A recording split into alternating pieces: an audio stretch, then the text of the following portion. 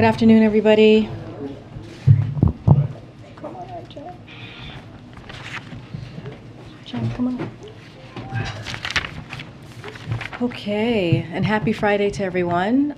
Just a quick note, because we wanted to make sure we had a briefing today, but the president, as you know, has a very tight schedule. Today he's going to be heading to the CIA, so this is going to be a short briefing, so apologies at the top. But again, we wanted to make sure you guys all had an opportunity to ask your questions. So joining us today is Jen Klein, the director of the White House Gender Policy Council, which was established by President Biden at the start of this administration. This is her second time in the briefing room, some of you might remember.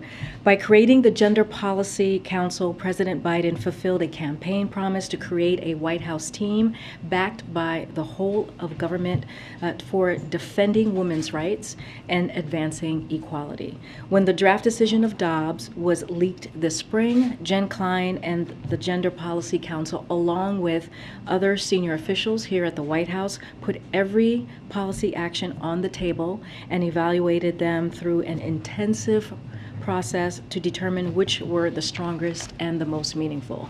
With that, Jen, I'll let you take it away. Thank you.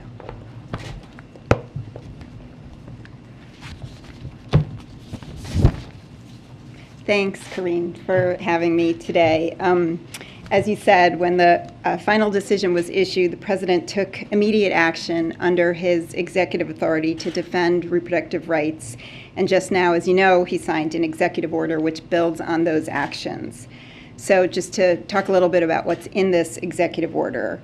It safeguards access to reproductive health services, building on steps HHS has already taken to ensure that medication abortion and contraception, including emergency contraception and long-acting contraception, are as widely available as possible, as well as the Attorney General's commitment to fight any attack by a state or local official who attempts to interfere with women exercising their constitutional right to travel out of state for medical care. It also protects the privacy of patients and their access to accurate information, building on steps that HHS, Office of Civil Rights, has already begun to take to ensure that doctors and medical providers and plans know that with limited exceptions, they're not required, and in many cases, they're not even permitted to disclose patients' private information. It also promotes the safety and security of patients, providers, and clinics, the physical safety and security. And finally, it coordinates the implementation of federal efforts to protect reproductive rights and access to health care. As Karine said, my team, working really with colleagues all across the White House and around the administration, has been working around the clock since the draft decision was leaked in May, and we are going to continue to evaluate all options and steps that we can take. So as Karine said, I know we're short on time, so with that, I'll just be open to take your questions. Yeah, ma'am, Senator Marco Rubio is demanding the federal government not provide sick leave to federal employees. Will you respect the Hyde Amendment? Will this administration respect the Hyde Amendment? The administrator said that Biden administration was considering having Medicaid paid for travel for people. And with some of the instances that the president just highlighted in his speech just now, that seems like something that would be very useful right away. Just why isn't that included in this tranche of action? And then secondly, if you could just broadly speak, there's been some frustration with abortion rights supporters that this administration is not moving fast enough. Some of this stuff seems like it could have been done on day one, considering you knew the leak when what was coming. So on your first question on Medicaid, as you heard from the president the day of the decision, and again today as part of this executive order, we are very focused on protecting that right to travel. The Attorney General issued an extremely strong statement again on the day of the decision, and has continued to be vigilant so that no woman, no person who is seeking a medical service in a state where it is legal is prevented from doing that. We're also looking at all options to figure out how to best effectuate that right to travel. On your second question, more broadly, I sort of take issue with the premise of the question because I think, first of all, what the president did on day one, which was really significant, was to take immediate action, as I said, to ensure that medication abortion is available and accessible. 54% of abortions in this country are through medication abortion, excuse me. So that is a hugely significant thing to make sure that people have accurate information about medication abortion and have the right to take it. A sort of falsity that is already out there is that it's illegal everywhere in the country. It's not. So we're, in this executive order, taking further action to make sure that the FDA has the support they need to go through their scientific process, and that people have the information they need to access and get this vital, critical medication, as well as contraception, which, as we noted, the Supreme Court put on the table already. The other thing I would say is, the leaked decision was 2 weeks ago. So in addition to the immediate actions that the administration took, Secretary of Health and Human Services Becerra took a series of actions while the president was away in Europe.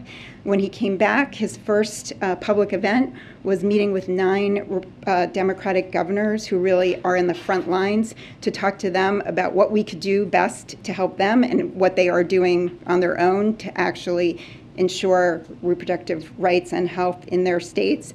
And then the last thing I would say, and you heard the president say it, is you can't solve by executive action what the Supreme Court has done. The Supreme Court has taken away a constitutional right that was precedent for nearly 50 years.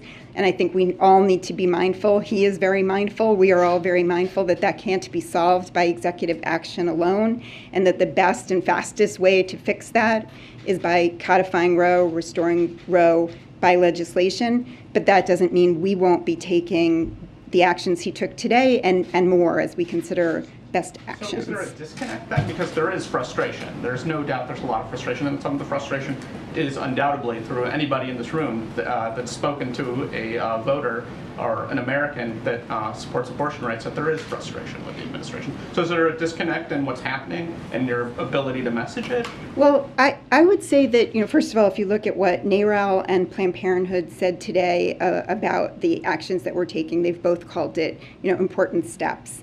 And I've been in constant contact with stakeholders across lots of different constituencies and lots of different coalitions, from women's rights to reproductive rights and justice, civil rights community, businesses, medical providers. I mean, the American Medical Association and the ACOG and American College of Obstetrics and Gynecology, very supportive of the actions we're taking to protect providers' rights and responsibilities to offer the services that they are legally allowed to provide, and to make sure that their responsibilities, but also protect them in this time where, what we are experiencing already, but will continue to experience, is serious legal chaos.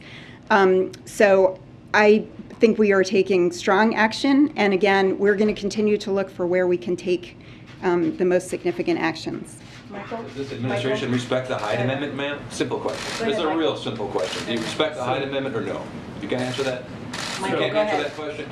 Sorry. So I'm a little still confused about what the order actually does. It says here that that it directs Mr. Becerra to develop a report identifying potential actions, to consider updates to guidances, it directs the chair of the Federal Trade Commission to consider actions. It asks Mr. Becerra to consider actions about protecting information. It talks about protecting the sort of safety of people, but it doesn't say how. I mean, how is any of this actually doing the things that you say it's doing, or isn't it just repeating what the president said 2 weeks ago that he wanted to do, but has already, both he and Mr. Becerra have both said their sort of hands are tied. I think Mr. Becerra's comment was that there's no silver bullet here. So, I mean, what is it actually going to do tomorrow? There are many new things in here, so let me walk through a few of them. First of all, on privacy, what we are seeing is already an assault on people's privacy, and there's sort of two things in the executive order to address that. The first is through the Federal Trade Commission. But it doesn't actually do anything. It says it asks the Federal Trade Commissioner to consider actions, Yes, right? so the Federal Trade What actions do you want him to do? The Federal Trade Commission is obviously an independent agency, so the president can't compel them, which is why the words of the executive order are to consider. But what I believe the Federal Trade Commission is looking to do is to ensure that people's private health information is not sold by data brokers, that when somebody goes on and does a Google search to find an abortion clinic, that information is not made publicly available. They have to make their own enforcement decisions, and obviously certainly not me, but the president can't compel them to bring any sort of enforcement action, but they can clarify their policy, and that's what this executive order asks them to do. Do you guys know what policies you would like them to clarify? Just what I said. But I mean, specifically? They're the experts, and so they will make a determination and then release a policy statement, I believe, that will ensure that people's private, sensitive health information is protected on the internet, that people have access to accurate information. This is what they will be able to do. And the second piece is the HHS secretary. He's not an independent agent, so why are you just directing him to consider actions? And what actions do you want him to consider? So what the executive order asks the secretary to do is come back within 30 days with a plan.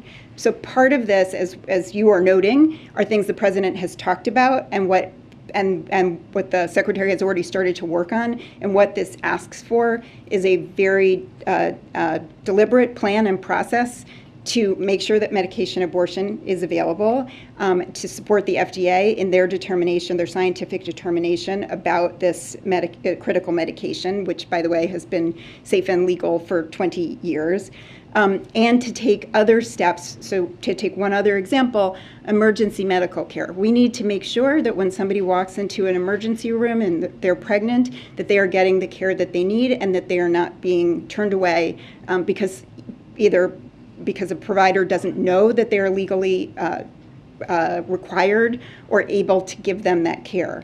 So there's guidance that the secretary can issue, and the secretary will issue to make clear what kind of treatment somebody needs to receive when they walk into an emergency room. Same thing for pharmacists. Again, back to the notion of legal chaos. Pharmacists don't know whether they can dispense mifepristone, the drug which is medication abortion, which, by the way, is used in miscarriages, which are 1 in 10 pregnancies. So again, the secretary can take action through guidance from the Department of Health and Human Services specifically to make clear to pharmacists, again, what their responsibilities are, but also what their rights are as pharmacists so that they are not putting themselves in jeopardy.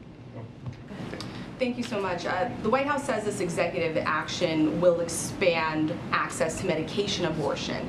How specifically will the administration do that? What concrete steps will be taken? Well, that's what we're looking for the secretary to come back to us with. I mean, the two things immediately is what I've noted, which is that the FDA is in a process right now, and they need to continue to do their process. And again, they are independent; they're making their own scientific judgment. But to extend permanently what they did in April. So in April, what they did was they said that medication abortion should be available by telehealth, and it should be able to be mailed.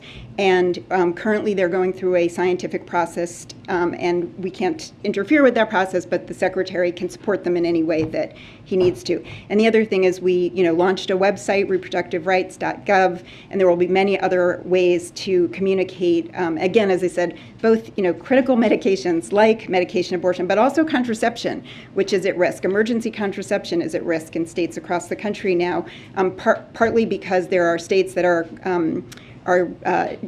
passing laws that say that fertilization begins that pregnancy begins at fertilization, and that puts a drug like emergency contraception at risk, and we need to clarify for people what is and isn't available to them. But just to follow up really quickly here, is this sort of like a wait-and-see approach here for the American people? The White House says that this executive action will be expanding access to medication abortion, but right now there's no details, no concrete steps until the Department of Health and Human Services releases that in 30 days? No, the secretary, I mean, I know it feels frustrating because we're taking action and then asking for more action, but the secretary is already taking action. The website is already launched. The Attorney General has already made a statement that we will be vigilant about protecting people's right to travel, and also to look at the question about whether mifepristone should be available and how it can be available, because the FDA has already spoken 20 years ago that this is a safe and effective drug. And at the same time, what we've asked for is, continued vigilance and an ongoing process and ongoing work to make sure that that is really happening. As I said, this is not going to be solved by one day's action. So the strong statement at the outset, all the work we've done both before the decision and after the decision, and then we will come back. The report from the secretary is just one step in the process. So again, They the moved Hyde the gather Amendment, will time, you so we answer gotta my go really question? quickly. Go ahead, Really Phil, simple. and then- Fiction. Hyde Amendment? The idea of a public health emergency has been something some advocates have pressed for. My understanding is it's not off the table, but that the consideration may give a window into the complexities that you guys are trying to deal with right now. Can you explain kind of the approach as it pertains to that specific item? Yeah, so as you said, we're really looking at everything, and it is definitely not off the table, as are many other options. When we looked at the public health emergency, we learned a couple things. One is that it doesn't free very many resources. It's what's in the public health emergency fund, and there's very little money, tens of thousands of dollars in it. So that didn't seem like a great option. And it also doesn't release a significant amount of legal authority, and so that's why we haven't taken that action yet. So, man, pro-life Sir, you're Americans being want rude. questions. Pro-life Sir, Americans you're being have rude to questions your too. All the colleagues, sir. questions you're taking are pro-abortion. So let me ask you Excuse this me. question. Excuse me, Senator sir, Marco please. Go ahead, Rubio Caitlin. is demanding Go the ahead, federal Caitlin. government not provide sick leave to federal employees who travel to get abortions. He says that would violate the Hyde Amendment. So Sir, what's your take a response seat to in the that? back. You're being rude to your colleagues and our guests. Go ahead, Kate. I'm not your listening to a question. press secretary. I can stand right here and ask my questions. The president, Please. please. I can ask my question. She doesn't want to The answer. president earlier Great. today encouraged people to go out and vote and essentially said, if you want to change the rights for women, you have to show up at the ballot box. Does that suggest that with this order, the president has reached the limit of what he can do unilaterally? No, it does not. It means it's an important step that we're taking today, and we will continue to look at all options on the table that are legally appropriate. I have another question about privacy. Is the White House encouraging people in states where abortion is going to be illegal to not use different apps, period tracking apps, Google searches on fertility, those kinds of things? Is the White House directing people to stop using those apps? I wouldn't say we're directing people, but I think people should be really careful about that. And one of the things that HHS did just last week was, as part of this website and also made public in other ways, is literal instructions, practical instructions of how to delete certain apps that are on your phone, so that if you want to protect yourself, you have the ability to do that. And then, sorry, quickly on the abortion pill. Is the administration directing the FDA to loosen restrictions on the abortion pill?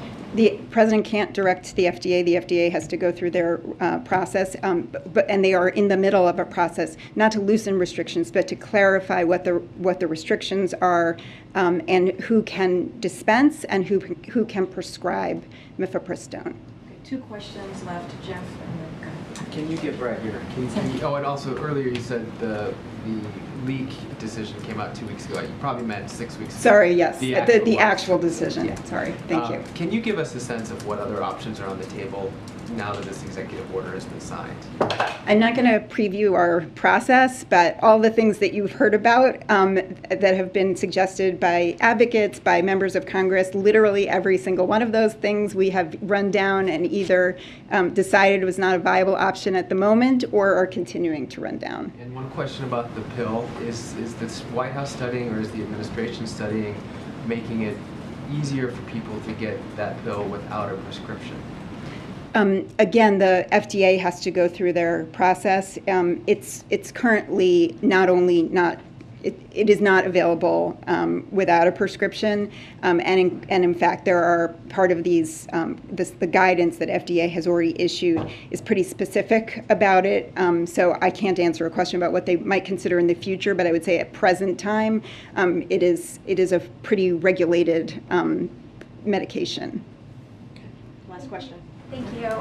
One of the executive actions announced today was creating a task force. Why wasn't that created after the Dobbs decision was leaked to help prepare?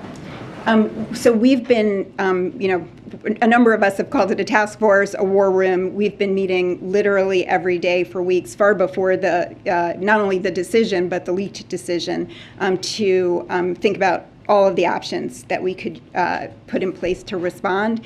So this just formalizes the interagency work that's been going on between the Department of Justice, the Department of Health and Human Services, really all of the agencies, and across the White House.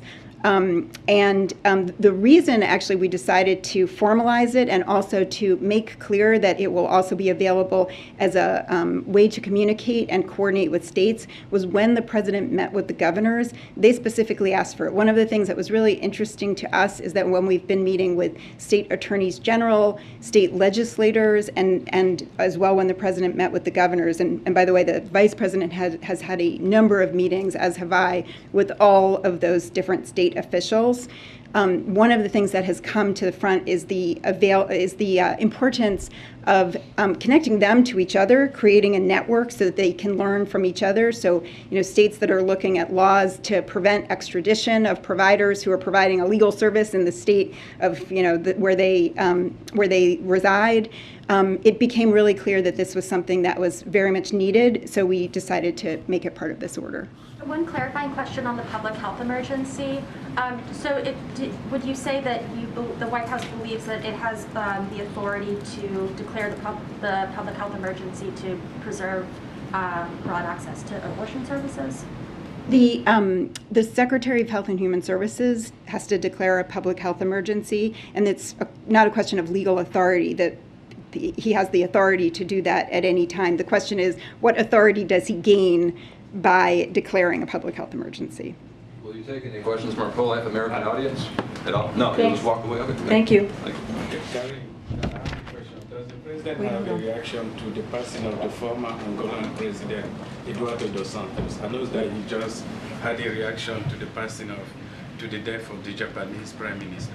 Let me just get started, and then I'll come back to you. Okay? Let me just get started with the briefing. We don't have a lot of time. As we know, the president's going to be leaving for CIA pretty soon, and we're going to gather very shortly. But I do want to take a point of privilege and acknowledge Angela Perez, who is going to be leaving us. We have many big things to celebrate today, but you leaving and getting a promotion to the Department of Commerce as Deputy Press Secretary. Angela has been with us from the beginning. She is what we call an OG Biden person. She was with us on the campaign, and her intelligence, her follow-through and humor have been a gift to all of her colleagues here at the White House. I know some of you have experienced her humor in this very room, and we are going to be incredibly sad to see you go, but we're also going to be cheering you on as you do go and do really amazing and great things. And as I said, today is her last day, and we love you, Angela. Thank you. Thank you for all that you do. All right, Amr, why don't you kick us off?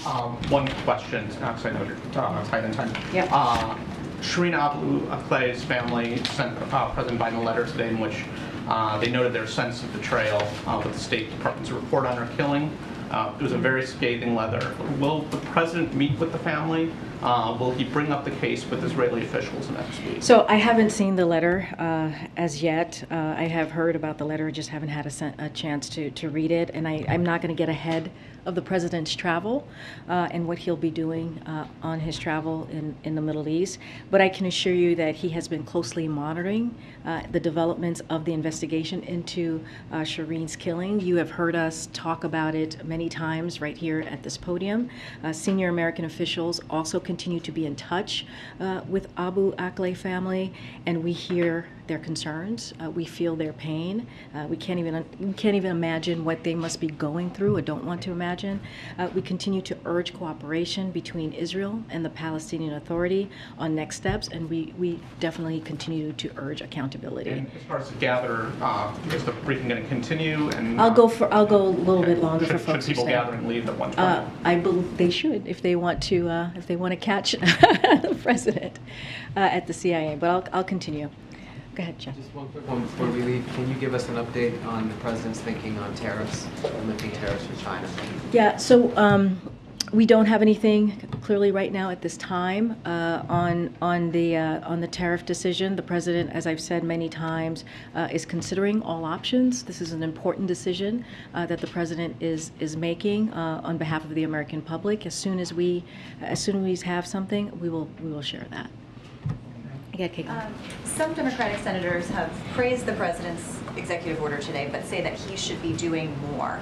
What else is the White House planning on doing, and does the president believe that he can do any more on this issue? So the president, you heard him speak very passionately today. He is going to continue to do everything that he can, the legal authority that he has, to continue to work and make sure that we look at all options to protect women, to protect women's rights and their freedoms. So it doesn't end today. All of this kind of began on the day that the Dobbs decision was made. But he's been also very clear. Like I said, you heard him today. The way to really address this is for people to make sure that their voices are heard at the ballot box. That is what he is calling for. That is what we are asking our fellow Americans to make sure that they speak up and get their voices heard. Does that suggest that he believes that he doesn't have any more legal authority to act on this issue? No, he said he's going to. We have continued to say he's going to look at every option that he has. But look, here's what we saw, right? We heard him say that what the SCOTUS decision was not driven by the Constitution. It was driven by an extreme raw political power, a decision that was made. He disagrees with that decision. He thinks it's extreme. We have to be sure, and we continue. He wants to be straight with the American people, and if you look at what's going to happen across the board, if you look at what national Republicans are saying, they're asking or going to go for a national ban. So our work now is he's going to, again, continue to do the work that he can from here, but also call on Congress to act. If they cannot, we have to make sure that people's voices are heard at the ballot box. And just quickly, has he ruled out the sanctioning of federal lands for abortion?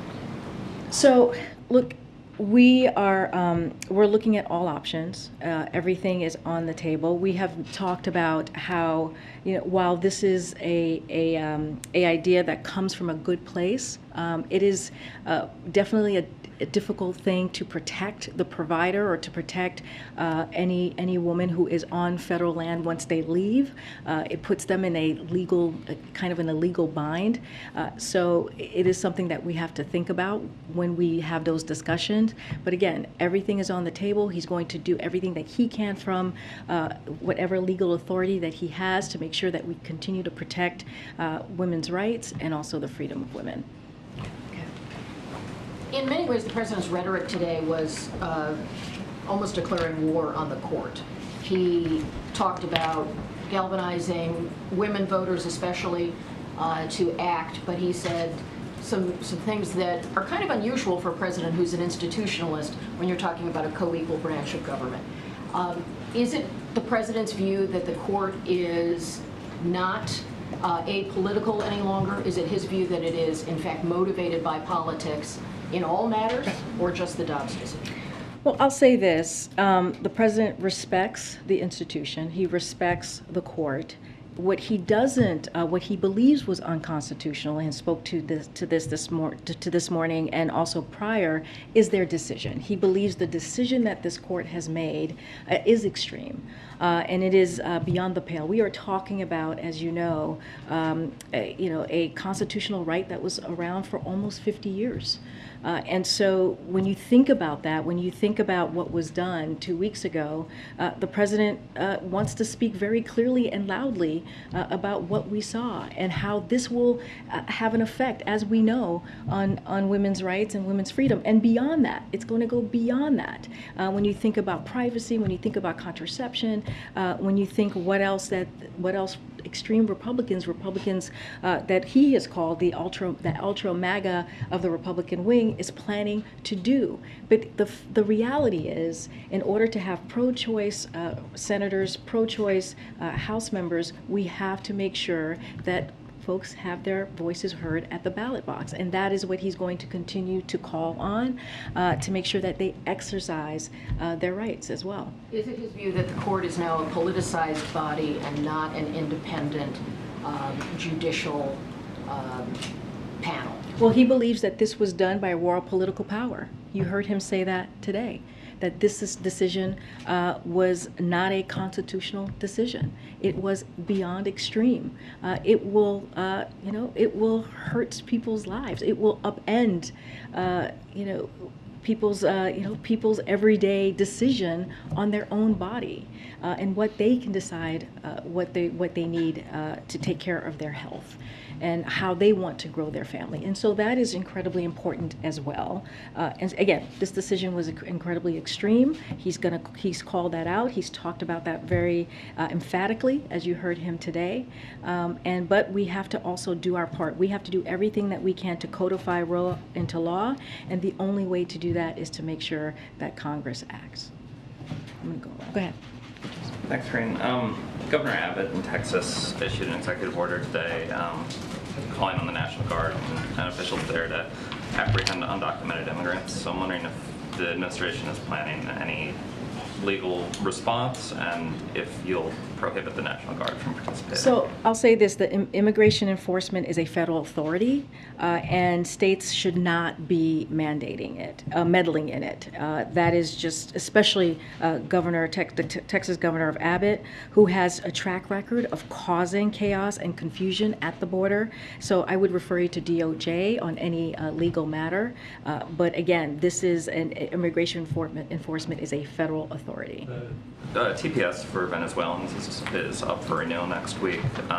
Do you have any sense of how the president's planning to proceed there, and if he's not going to renew it, what the circumstances have changed? So I'm not going to get ahead of the president's decision on TPS. I don't have anything for you at this time to preview. And then one last one.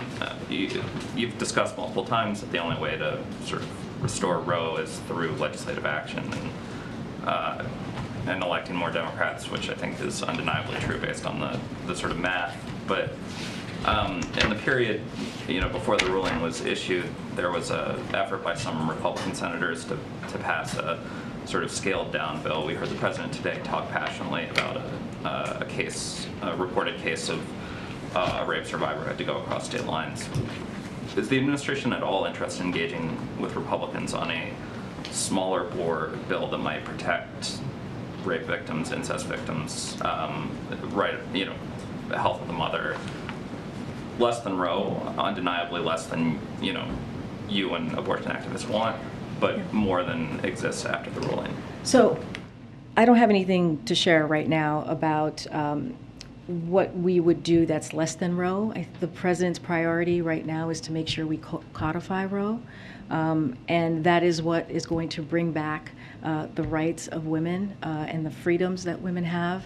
And we have to take what the court did very seriously, even what Judge Thomas said about privacy and contraception and marriage. That is something that we have to be be ready for. And that's why the president laid out what he has in the past 2 weeks, whether it is the 2 executive authorities that he took on the day that the decision was made on Dobbs, which is making sure that the FDA provided approved medication to its full extent, because that is so incredibly important for women who are looking to have abortion, and also making sure that women who decide to travel across states have the protection and everything else that he talked about today, the privacy component, protecting clinics.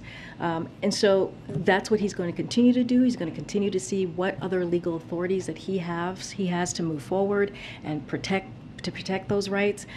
But the way that we truly get back those freedoms, that constitutional right that American public had for almost 50 years, is we have to codify Roe into law.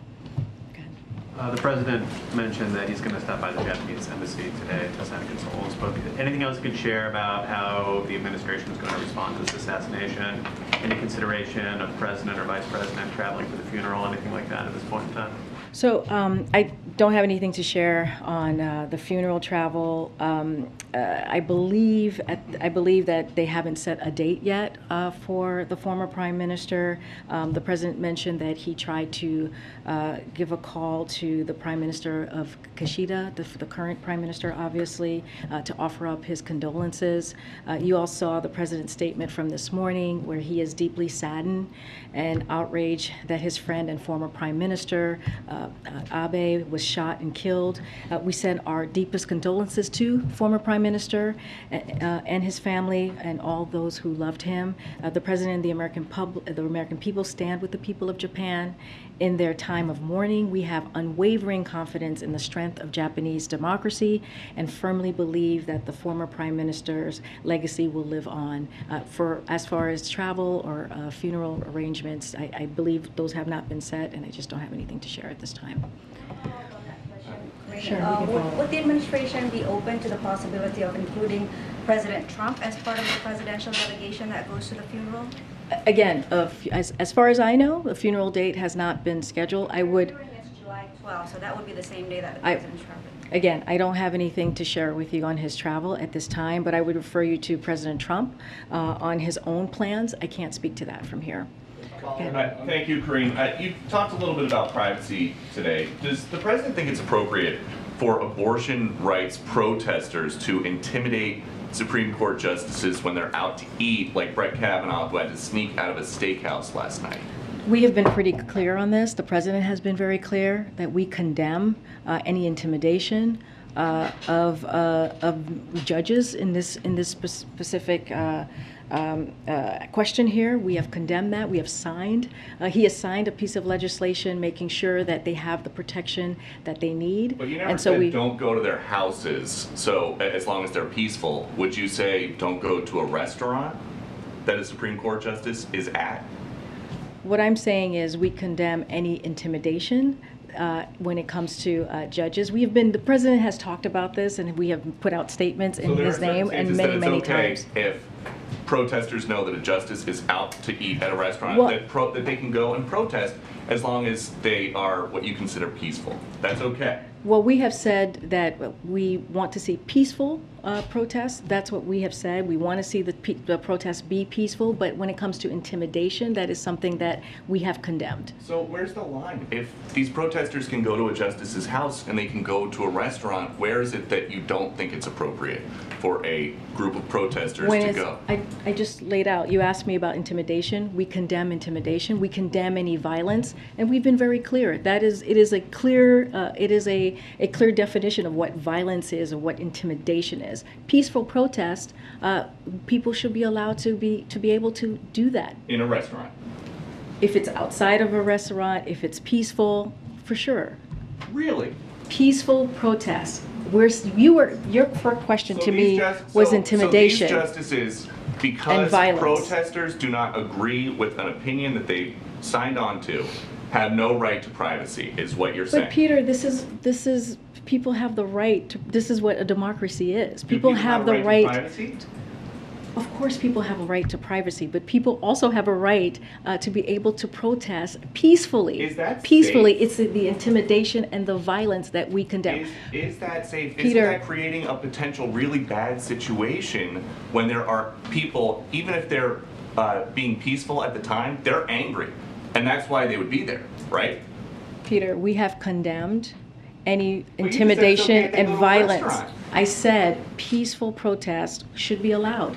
We do condemn intimidation, and we condemn any violence at any whatever type of violence. So- We've been very clear on that. So President Biden- and the president has signed legislation that was passed in a bipartisan way in Congress to make sure that the judges have the protection that they need. This administration has provided U.S. Marshals through the DOJ to make sure that these judges are protected. So we have shown how we want to make sure that intimidation and violence is not the way to go. It is not the way to have a political discourse. I'm done here, Peter. Go ahead. The Mexican president will be here next week. Want to get from you what President Biden expects out of that, and secondly, if you can respond to the criticism from the Mexican president over the spying charges against Julian Assange. Well, I'll speak to the AMLO meeting, which is you're speaking to. Look, the president and the first lady look forward to welcoming the president of Mexico and the first lady here to Washington next week. It's going to be a bilateral visit, as we've spoken about before, and they'll have an opportunity to work on the summit, to carry out the work of the Summit of the Americas forward. That was the summit that happened in Los Angeles not too long ago, just a few short weeks ago. They will discuss a broad and deep agenda, including joint efforts on migration, food, security, and economic opportunity. And so the president looks forward to having that conversation, and he's going to welcome them next week. Can you address that second part? The president made some very critical comments about tearing down the Statue of Liberty. If the U.S. proceeds with that, he's offered asylum there. I mean, what's the administration's response? Look, we see AMLO, the president of Mexico, as a partner. They're welcomed here next week. We're going to have a bilateral meeting. There will be many conversations that will be had, and I'm going to leave it as that. Can I just follow up with one last question? Yeah, sure. It's been reported that the president is considering giving a speech after the January 6 hearings are completed. Can you discuss that with us, and what would be the intent of that?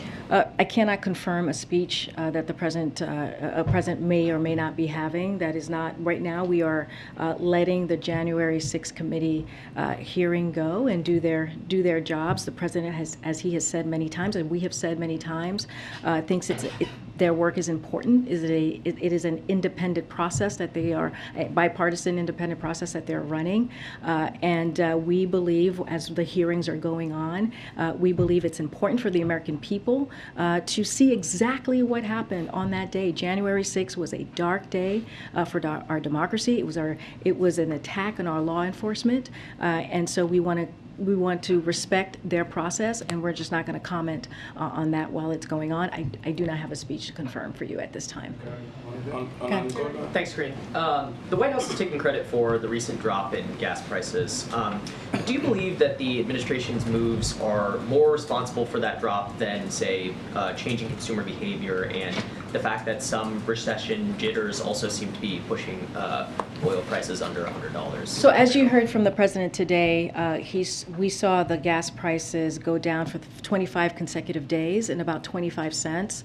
While we understand that that is not enough, and we understand that people are still going through a lot of pain, and with the cost of gas prices, we know what it means for families. But we do believe that the president has really taken this on these last several months when it comes to the Strategic Petroleum Reserve and that historic 1 million barrels a day. When it comes to the homegrown biofuels, the ethanol 15 that the president has called on. Remember, that is only available in the wintertime. We made that available during the summer, and all of the work that the president has done has helped to blunt the price increase. Now remember, this price increase is due to Putin's tax hikes, Putin's war, a brutal war on Ukraine. And that's why we have seen the increase of gas prices. That's why we have seen the increase of food. And so the president's going to continue to do the work. We know we need to do more. That's why he asked for the gas tax holiday, which is something that we're calling on Congress to do, something that's very, very easy to do, that's going to give a little bit more relief to the American public. But again, we are happy to see the decrease of gas prices, but we know we need to do more. Karine? Yeah. Hold on. Go ahead, Phil. I haven't seen you in a while. Thank you, Karine.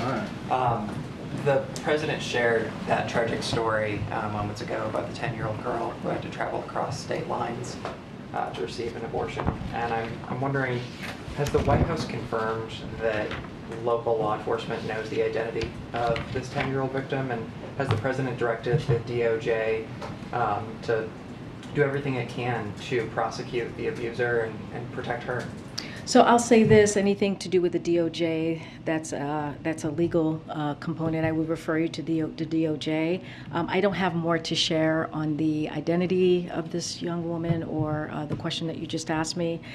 The president spoke to that young woman just to show how extreme the decision on the Dobbs decision was, and just how extreme it is now for American public, the American families, when there is no exception at all, when you have such a young girl who has to carry out the child of a rapist. That is unacceptable. You heard that from him directly, and this is why he is calling for action. This is why he's trying to do everything that he can from his legal authority that he has, and so he's going to continue to do that work. But again, we have to make sure Congress acts. Right, but is he taking any steps to protect her, or does he expect that law enforcement will? I know he cited her in the speech, and I know that he wants some of these larger reforms, he wants Congress to act, but I mean, this little one certainly seems to be like they're... Well, I think what the president is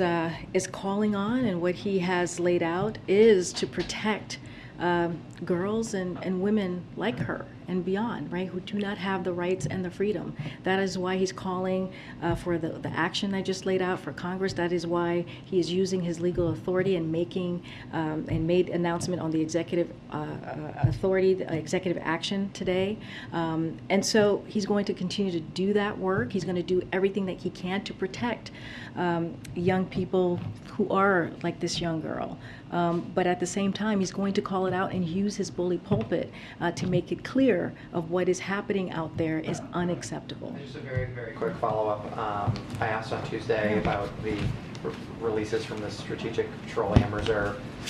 Were there any conversations before that release about making certain that that oil, the 1 million barrels a day, stayed domestic? I mean, was the administration aware that some of that oil could end up going overseas? So when it comes to the oil, it is something that oil companies decide. What we cannot control what oil companies do with their oil, and so you should ask the oil companies about where they are sending the oil they purchase and why. That is not something that we can answer from here.